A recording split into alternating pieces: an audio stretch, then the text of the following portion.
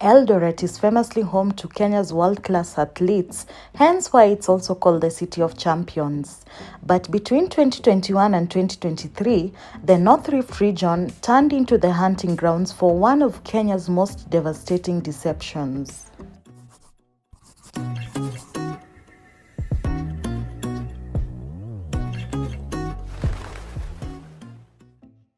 In the wake of COVID-19, youth unemployment skyrocketed.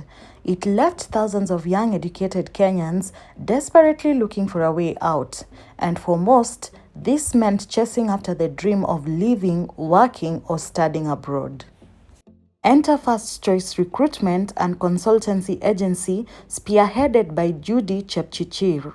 The agency positioned itself as the pathway to a gainful life abroad. First Choice relied on heavy marketing campaigns to enlist Kenyan hopefuls looking for well-paying short- and long-term employment opportunities in the Middle East and Europe.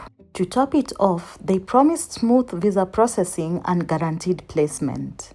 They were told what stood between them and a life-changing job abroad was a fee for medical checks, administrative processing, and visa handling. And in most cases, these costs ranged from 40,000 Kenyan shillings to as high as 650,000 Kenyan shillings per person. Kenyan families did what they could to raise this money. Parents sold their pieces of land, husbands chose to forego their prized borders, and mothers auctioned their herds of cattle to raise these funds. But once money exchanged hands and the sum the agency held rose to the tune of billions, the management turned to classic delay tactics, claiming visa denials or job placement delays. When departures were not forthcoming, the agency, including figures like manager Jackson Kemei, claimed that it was a politicized issue by their rivals to ruin their reputation. We have Uganda, we have Tanzania, we have different countries from the world. Na kulikuwa na backlog mingi sana on the immigration side ya Katari. So kulikuwa na visa delays. First Choice siphoned over 1 billion shillings from unsuspecting families through their rogue operations. The toll was devastating, and the Senate Labour Committee traveled to Eldoret to get a first-hand account of the entire ordeal. One victim, Rezaila Makoha, wept as she told senators how she had convinced her husband to sell his motorbike and all their cows so they could send their daughter abroad. When the promise failed, her husband divorced her, leaving her broke and alone. Eliud Kipsang recounted how he convinced his mother to sell part of their ancestral land so that he and his sister could travel. The immense stress of the financial ruin caused his mother to fall severely ill and pass away. His family blamed him for her death.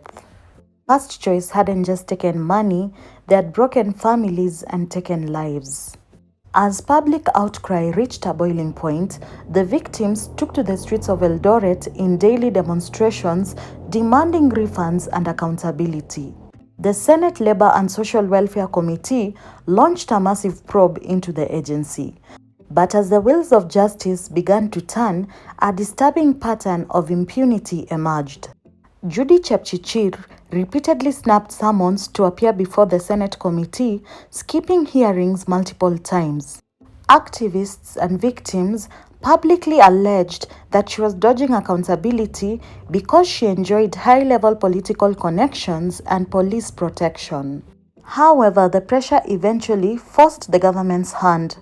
The Ministry of Labour, through Cabinet Secretary Alfred Mutua, formally announced that First Choice was among 25 agencies completely blacklisted by the government. Furthermore, the National Employment Authority revealed that the agency wasn't even validly registered in their active database. Ultimately, the government officially barred Judy Chepchichir and her co-director Faith Gishuhi from ever registering, operating, or managing any recruitment agency or company in Kenya again. For the directors, their reputations are shattered, their names are blacklisted, and they remain under intense regulatory and legal scrutiny. But for the 8,000 plus youth of the North Rift, this is a cold comfort. Blacklisting a director does not buy back families' land, return auctioned cattle, or heal broken marriages.